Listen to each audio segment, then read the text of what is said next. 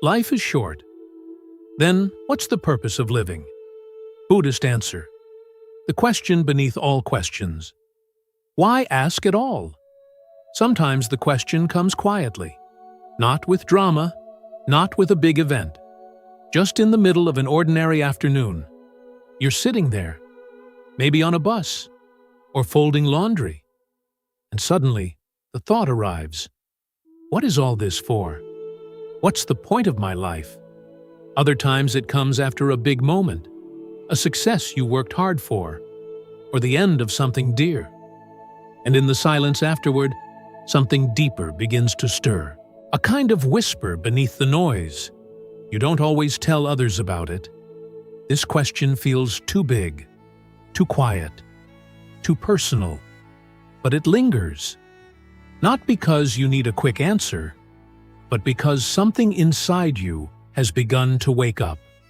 Most people think the question, what's the meaning of life, is something to solve like a puzzle? But maybe that's not what matters. Maybe the real mystery is, why did this question find you at all? In Buddhism, this is not a problem. It's a sign, a rare and precious one. It means something in your mind no longer accepts surface answers like, just be happy or do your best. You've outgrown those. And that's not a crisis. That's the beginning of true seeing. There's an old story in the Buddhist texts. It says that being born as a human is as rare as this. A blind turtle lives at the bottom of the ocean. Once every 100 years, it surfaces. Floating on the sea is a wooden ring. The chance that the turtle's head rises through that ring is the chance of being born a human being. This isn't meant to pressure you. It's not a guilt story. It simply means this life is rare. Not because it's perfect, but because you are able to ask this kind of question. That's the rare part. Albert Camus, the French philosopher, said the most serious question in life is whether it has any meaning at all. He called it the absurd, the strange feeling of seeking meaning in a world that offers only silence. For him, courage was not to run from that silence, but to face it, to live with it. Buddhism agrees, with one important difference. It doesn't see that silence as cold or empty. It sees it as space, a wide-open space for awareness. And in that space, something new can begin to grow. So, if you're asking this question, what's the point? Don't rush to find the answer. The question itself is already powerful. It means you've started to look beyond comfort and surface goals. That's the beginning of wisdom.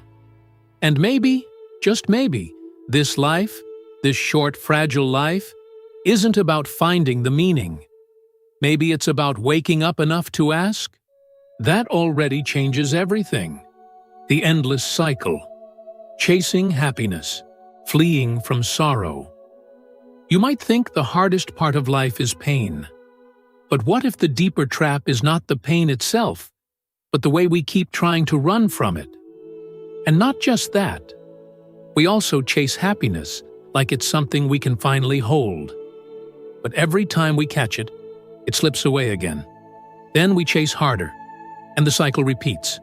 Most people live between two extremes, reaching for what feels good, success, love, recognition, and pushing away what feels bad, fear, shame, loss. But even when you get what you want, it never seems to last. The joy softens, a new craving appears. Psychology calls this the hedonic treadmill. You run and run, but stay in the same place. This isn't just about wealth or fame. A rich person and a poor person can both be trapped in this loop. The things they chase may differ, but the restlessness is the same. That constant urge to fix, to escape, to want more.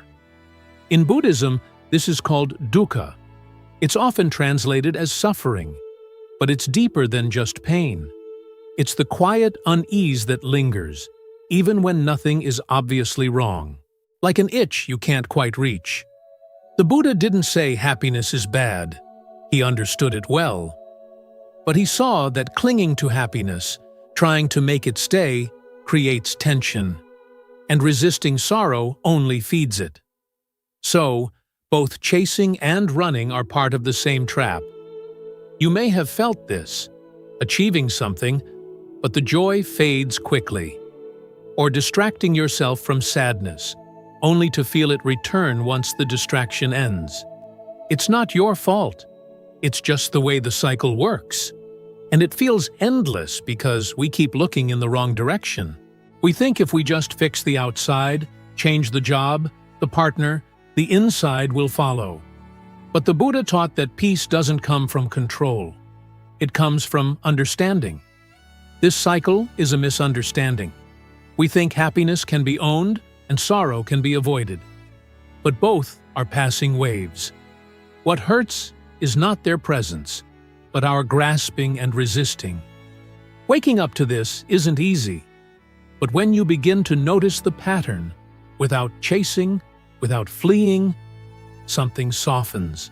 And in that softening, there's a stillness, a quiet that doesn't depend on getting or avoiding, just on being aware. That stillness is already here. Not in another world or another version of you, but right now, just beneath the noise. You don't have to destroy your desires. Just notice how often they spin the wheel. And with gentle awareness, the cycle begins to loosen its grip. Not because you won, but because you saw. There was never anything to win. The ripple of our actions. Why death isn't an escape. When people feel stuck in life, they often say something like, "Maybe it will all end when I die." They don't always mean it literally, but there's a quiet wish hidden underneath. That when death comes, all the confusion, pain, and pressure will finally stop. That we can press a reset button. That we'll be free. But from the Buddhist view, death is not a clean break. It's not the end of the story. It's a turning of the page. The reason we feel trapped in this cycle of chasing and running, always seeking, always fearing, is because our actions never just disappear. Everything we do, say, and even think creates a ripple, like a stone dropped into a still lake. The water may look calm after a while, but the ripples keep spreading long after the splash. This is what Buddhism calls karma. It's not punishment or reward. It's not some outside God watching and judging. It's cause and effect. Just as fire burns and water flows, actions bring results. If you speak with kindness, you shape your mind to be more open. If you act with hatred, your heart grows harder. These ripples don't always show up right away, but they shape your future. Not just in this life, but beyond it. In a way, this is not so different from physics. Newton's third law says, for every action, there's an equal and opposite reaction. In Buddhism, we don't apply this just to the physical world. We see it inside the mind. Every intention, even small ones, carries energy. And that energy keeps moving. Not because someone sends it somewhere, but because the mind itself is a process. Always moving, always becoming. So, what happens when the body dies? Many religions speak of a soul, something fixed, eternal, untouched by change. Some say this soul goes to heaven or hell, depending on how it lived. But Buddhism looks at things differently. It says there is no fixed soul, no unchanging me hiding somewhere behind the skin. Instead, there is a stream of consciousness, a process of knowing and reacting, shaped by habits, shaped by karma. And when this body ends, that stream doesn't vanish. It continues, not as you, but as the results of what you have done, felt, and believed. It's like lighting one candle from another. The flame continues, but it's not the same flame. It's not a copy. It's not a new thing either. It's a continuation. That's what rebirth means. Not someone coming back, but a process flowing forward, with no solid self, but with clear effects. This might sound strange, but it's actually very close to how nature works. Seeds fall from trees. The tree is gone, but the seed carries its pattern. A storm passes, but its effects remain in the soil. In the same way, our lives continue, not because there is someone to carry them, but because causes give rise to new results. So death isn't freedom if we haven't understood life. The fear of death isn't just about the unknown. It's about a deep sense that something is unresolved, that we haven't touched the truth of who we are, that we've lived chasing shadows. And we worry, maybe without knowing it, that if we die like this, the ripple will continue and the confusion will go with it. But this isn't a story of fear. It's a reminder of power. Because if every action has a ripple, then every moment has meaning. Every choice has weight. And that means we're not stuck. We're not trapped by fate or punished by a god. We are simply facing the effects of past actions and creating new ones right now. You don't need to believe in many lives to feel the truth of this. Just look at how your words affect someone, how a habit, repeated daily, shapes your future, how one kind gesture can open a new path. This is karma in real time, not magic, just reality. The Buddha never told people to be afraid of death. He told them to understand it, and to see that death is only scary when we haven't looked deeply at life. When we do, we see that the point is not to escape the cycle, but to stop feeding it, to stop throwing stones into the lake, to live in a way that no longer creates suffering, for ourselves or for others. When that happens, even death loses its bite. Not because it disappears, but because there's nothing left to fear. The ripples have stilled. The mind is at peace. And what continues from there is no longer confusion, but clarity. The middle path. Walking through life, not around it. We spend so much of life trying to fix things, to remove discomfort, to hold on to joy, to make sure nothing goes wrong. We make plans, set goals, chase ideals. But what if peace doesn't come from fixing life? What if it comes from seeing it clearly and walking through it with balance? After seeing how craving and fear create endless cycles, and how even death doesn't break the chain, something inside us shifts. We stop trying to escape life and start asking a deeper question. How can I live in a way that no longer adds more confusion and suffering? That's when the Buddha pointed towards something radical in its simplicity. The middle path. This doesn't mean being bland or avoiding passion. It means walking with steadiness, not pulled by desire, not pushed by fear, not falling into indulgence, and not collapsing into denial. It's the path between extremes, where wisdom has space to grow. Many imagine the spiritual path as something far from ordinary life. But the Buddha's middle path was never about escaping the world. It was about living in the world with clarity. Whether you're a parent, a student, a farmer, or a worker, this path speaks to you. It invites you to live with care. Not to be perfect, but to be awake to how your actions affect yourself and others. At its heart, the middle path is deeply ethical. It asks us to look at what we feed with our attention, our speech, our choices. Are we adding more fear, more greed, more division? Or are we choosing kindness, honesty, and responsibility, even when it's hard? This kind of balance isn't cold or mechanical, it's deeply human. It means allowing joy without clinging, facing pain without collapsing. It means choosing a path that may look quiet from the outside, but inside, it's filled with strength. The Buddha compared it to tuning a stringed instrument.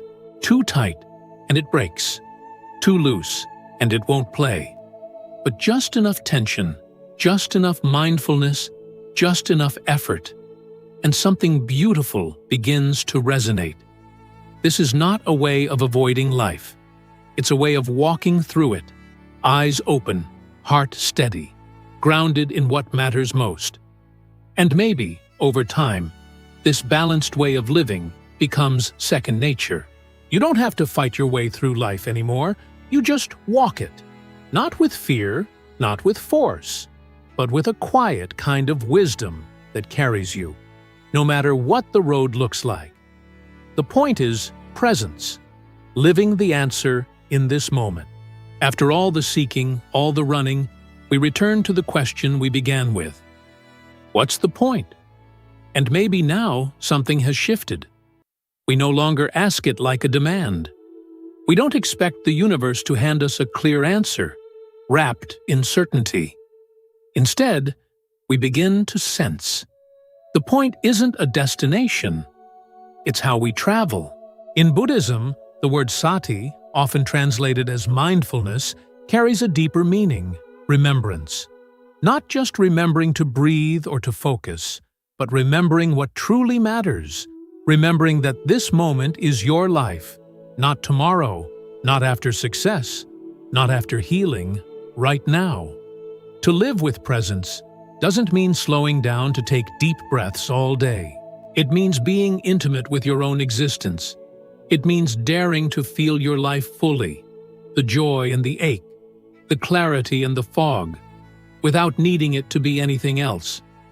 In Taoist thought, there is a concept called Wu Wei, often misunderstood as doing nothing, but it actually points to a way of being so deeply attuned to reality that your actions arise naturally, without resistance, like a tree growing or a river flowing.